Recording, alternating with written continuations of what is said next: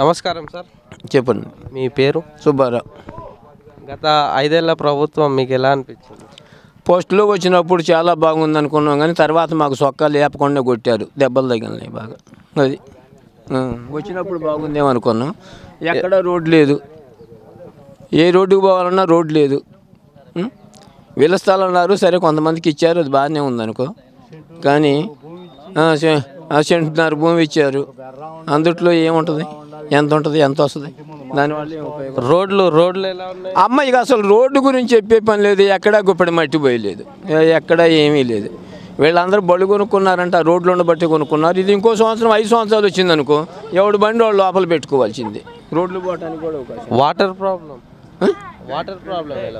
Water problem అసలు మా ఊర్లో వాటర్ మంచిగానే ఉంది కానీ దాన్ని ఉపయోగపెట్టుకోకుండా ఏదో ఈ సంవత్సరం పాపం ఎట్లా ఒక మహానుభావుడు వచ్చిండు, ఆయన వల్ల కొద్దిగా పైర్లు వేసుకున్నారు. ఉన్నదాన్ని కూడా దాన్ని ఉపయోగపెట్టలేదు, దాన్ని తీసేవాడు ఎవడో లేడు. మా అప్పుడు మోటార్లు చెడిపోయినాయి అంటే గవర్నమెంట్ ₹1,00,000 ఇస్తే మేము ₹1,00,000 పెట్టుకొని తీసాం. ఈ గవర్నమెంట్ మా సోళ్ళు ఏమీ కాదు, మీరు పెట్టి తీసుకోండి లేకపోతే ఎవడు ముందుకు రాలే. 3 సంవత్సరాలు పడవబడి ఉంది. ఈ సంవత్సరం ఆ పిల్లగాడు వచ్చిండు, పాపం 3 లక్షలు పెట్టిండు, తీసిండు. అది ఇప్పుడు ఏట్లో నీళ్ళు లేవు, అందుకని అది మూలబడిపోయింది. దానివల్ల ఏమీ లేదు. పోతే కొంతమందికి ఏది పంటలు కొట్టకపోయినాయి, డబ్బులు ఇచ్చారు, వేలకు వేలు ఇచ్చారని చెబుతున్నారు. మా ఊళ్ళో వాస్తవంగా పోయినోడికి ₹1 కూడా రాలేదు. ఎక్కువ మంది వైఎస్ఆర్ వాళ్ళే ఉన్నారు, పంటలు వేసిన వాళ్ళు, నష్టపోయిన వాళ్ళు కూడా. కానీ వాళ్ళు నోరు తెరవలేరు, కానీ ఒక్కడికి ₹1 తేలేదు. సుబాబులు కూడా బయట వాళ్ళకి వచ్చినాయి, కానీ మా ఊరికి అయితే ఏమీ రాలేదు. అది వాస్తవం. అది మా ఊరికి మాత్రం అచ్చంగా వైఎస్ఆర్ కాంగ్రెస్ వాళ్ళే ఎక్కువ మంది నష్టపోయిన వాళ్ళు ఉన్నారు. వాళ్ళకు కూడా ₹1 కూడా ఎక్కడ రాలేదు. అది ఓకే. ఈసారి వచ్చే 2024 ఎన్నికల్లో ఏ పార్టీ గెలిస్తే బాగుంటుందని మీరు అనుకుంటున్నారు? మేము తెలుగుదేశం పార్టీ అయితే గెలుస్తుంటే బాగుంటుంది అనుకుంటున్నాం.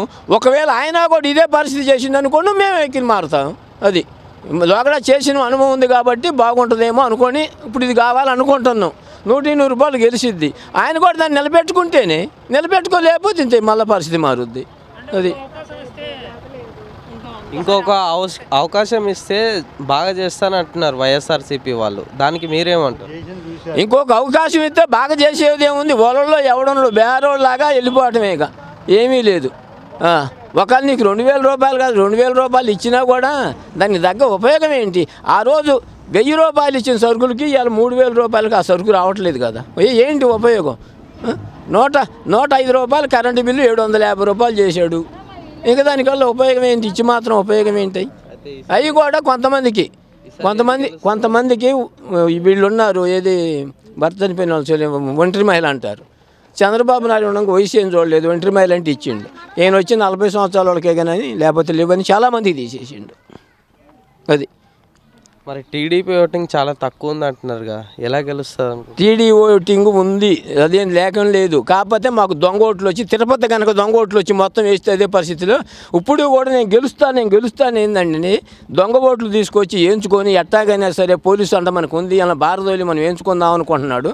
ఇవాళ నేను వాస్తవంగా రాజకీయాలు నాకు పెద్దగా తెలియదులే, కానీ వీళ్ళు ఏమంటున్నారంటే అందరూ బీజేపీలో పొత్తు కలుస్తున్నారు, వాళ్ళకి ఏం ఓట్లు ఉన్నాయి. బీజేపీలో పొత్తు కలిస్తే వాళ్ళు వచ్చి ఓట్లు అయితే మాకు వేస్తారని కాదు, బీజేపీతో అనుకూలంగా ఉంటే ఈ దొంగ ఓట్లు వేయకుండా వాళ్ళు ఏమన్నా కొంచెం కాపాడతారేమో మేము భయపడతామన్న ఆశతోనే తప్ప, ఇప్పుడు ఎందుకంటే వాళ్ళు ఓట్లు వేసే పరిస్థితి లేదు, మమ్మల్ని ఓట్లు వేయించే పరిస్థితి కూడా లేదు. దొంగ ఓట్లు లేకపోయినా వాళ్ళే వచ్చి ఓట్లు వేయించుకొని వాళ్ళు గెలుస్తామని అనుకుంటున్నారు.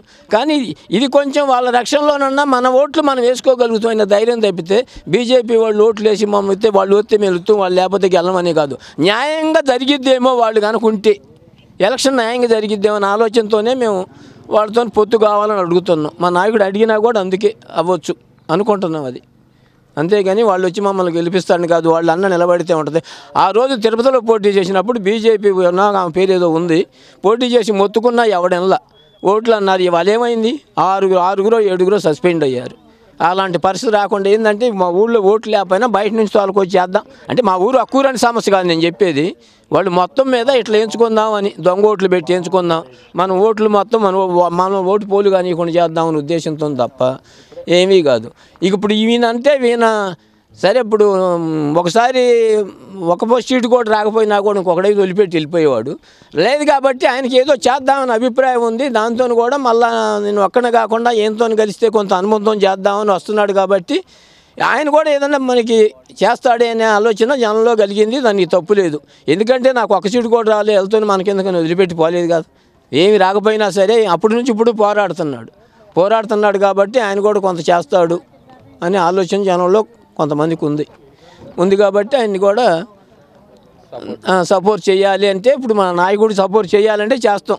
అది మరి ఏ ప్రభుత్వం వస్తే బాగుంటుందని అనుకుంటున్నారు? మాకు తెలుగుదేశం వస్తే బాగుంది అనుకుంటున్నాం. ఎందుకు? మరి రావాలా చంద్రబాబు, మరి అదే చంద్రబాబే రావాలండి. మాది అదే పార్టీ. అడిగితే ఏం వేసుకుంటారండి, ఏ వాళ్ళకి బుద్ధిలో ఉండి. జగన్కి వస్తే చంద్రబాబు వస్తే తేడా ఏంటి? ఏమో ఇక అవన్నీ మాకు తెలియదు. మాకేం గవర్నమెంట్ డబ్బులు మేము తినేవాళ్ళం కూడా కదా, మాకు వచ్చేది కూడా లేదు. 45 ఏళ్ళు మాకు వచ్చేది కూడా లేవు. నమస్తే అమ్మా. నమస్తే. మీ పేరు? వసంత కుమారి. ఈ ఎన్నికలు మొదలవుతున్నాయి కదా, ఏ పార్టీ వస్తే బాగుంటుందని అనుకుంటున్నారు? TDP Janasena party. ఎందుకు? అది బాగుంటుంది, వీళ్ళు ఏం చేయట్లేదు కదా. మీ పేరమ్మా? నా పేరు వెంకటరామ మంద. ఈసారి ఏ ప్రభుత్వం వస్తే బాగుంటుందని అనుకుంటున్నారు? తెలుగుదేశం. ఎందుకు? మంచి పనులు చేస్తారు. వాళ్ళు అంతే అంటారు, వాళ్ళు అక్కడ వాళ్ళు ఆ పార్టీ వాళ్ళుగా, అందుకని చేస్తారు, మంచి పనులే చేస్తారు. రోడ్లన్నీ చంద్రబాబు పంపించింది. నీళ్ళు వస్తున్నాయా? నీళ్ళు వస్తున్నాయి. పింఛన్లు వస్తున్నాయా? వస్తున్నాయి. ఏ పార్టీ కోటేస్తా అంటే ఎమ్మెల్యేగా ఎవరు కోటేస్తారు? మేమా సౌమ్య గారినా? సౌమ్యాకే ఇక్కడ చేసిన మంచి పనులు ఏమైనా ఉన్నాయా? ఆయన గారు ఏం పనులు చేసిండు మాకు? ఈయన ఇప్పుడు ఏం చేయలే, మనకేం పని చేసిండు? ఏం చేయలే. టీడీపీ ప్రభుత్వంలో అంతే. తలాలు ఇచ్చారులే కానీ అది చెంటున్నారా, ఇక ఈ వాటిలో పట్టాలు ఇస్తున్నారు, ఇక అంతే. ఒక్కొక్కళ్ళే వదిలిపెట్టుకున్నారు.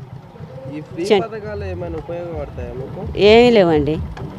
మా అబ్బాయి వాళ్ళు అందరూ చదువుకున్నారు, అయిపోయింది. లేదు, మా అమ్మాయి డిగ్రీ చేసింది. ఏమీ లేవు. లేవు ఉద్యోగాలు కూడా ఏమి లేవు. మా అబ్బాయి ఎంటర్ చేసిండు, ఏమీ లేవు. మీ పేరు తాత? శ్రీనివాసరావు నోకవరపు. ఈసారి ఏ ప్రభుత్వం వస్తే బాగుంటుంది? టీడీపీ ప్రభుత్వం వస్తే బాగుంటుందని మా ఆలోచన. ఎందుకు? వాళ్ళ అరాజకాలను బట్టి, వాళ్ళు చేసే పనులు బట్టి బాగలేదు. టీడీపీ ప్రభుత్వం వస్తే బాగుంటుందని ప్రజలు అందరికీ ఉంది. జగన్ పరిపాలన ఎలా ఉంది? బాగలేదనేగా చెప్పుకునేది. ఎమ్మెల్యే వస్తారా ఇక్కడికి? జగన్మోహన్ రావు ఇప్పుడున్న ప్రెజెంట్ ఎమ్మెల్యే రాడు. ఏం తెలుసుకోరా ఊరికొచ్చి? అసలు ఎప్పుడు రాలేదు కదా. రోడ్లు ఉన్నాయా? రోడ్లు ఉంటే మీరు నడిచి వచ్చారుగా.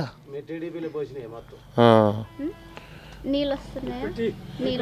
ఏయైనా పనులు సరిగ్గా అట్లా ఎక్కడ రోడ్డు వేయరా. నీళ్ళు, కరెంటు వస్తుంది పోతుంది, కరెంటు పెద్దగా లేదు. మేము తంగిరాల సౌమ్య టీడీపీ. మంచి చేస్తుందనే ఈ రోడ్లన్నీ పోసింది కూడా వాళ్ళే, అందుకని ఆమెకే వేయాలని మా అభిప్రాయం. అది ఎస్సీ కోటాలో మంత్రి ఇవ్వాలని కూడా కోరుకుంటున్నాం, గెలుస్తుంది.